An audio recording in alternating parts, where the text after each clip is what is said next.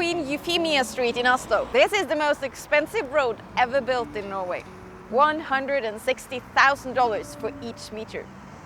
The ground here consists of mud. That's why the construction workers had to drive 1,100 iron poles into the ground to fasten the road to solid rock.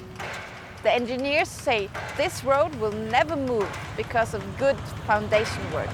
We had just come home from the hospital with a newborn baby when my neighbor called me and said, "Your house is on fire." I looked out the window and saw a fireman coming up to us on the 10th floor.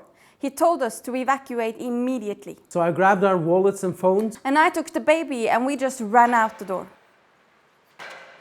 A few days after the fire, we moved into an apartment in this building. We lived here for 6 months, and every single day we heard huge machines drive down iron poles into the ground. At the same time, we were trying to build the foundation into the disciples around us.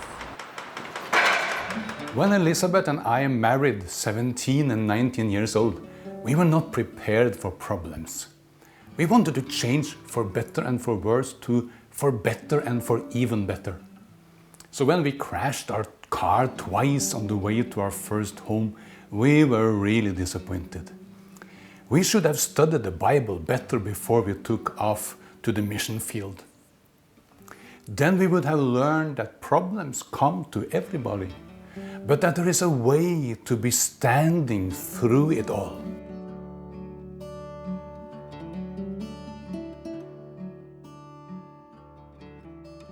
Jesus told stories about people who lost their faith in times of trouble. Others became stronger during the same hard times. In this world you have trouble, Jesus stated and added, but I have overcome the world. By sharing his victory, we can win all the battles of life. Once Jesus told a story about two men who each built a house. After some time, they both experienced heavy rain, storm and flood. One house stood and the other fell. Why? Because while the first one was built on the surface, the second house had proper, deep foundations. If you lived in an area with tropical storms like the Philippines, you would prepare, wouldn't you? The Bible teaches us how we can build a strong life so we can stand through all the storms of life.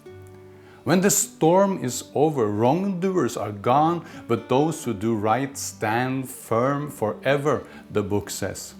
Sometimes life is so hard that we feel we would need some superpower to get through.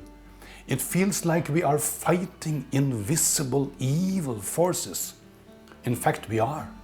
Luckily, God offers us to use His own unlimited supernatural strength.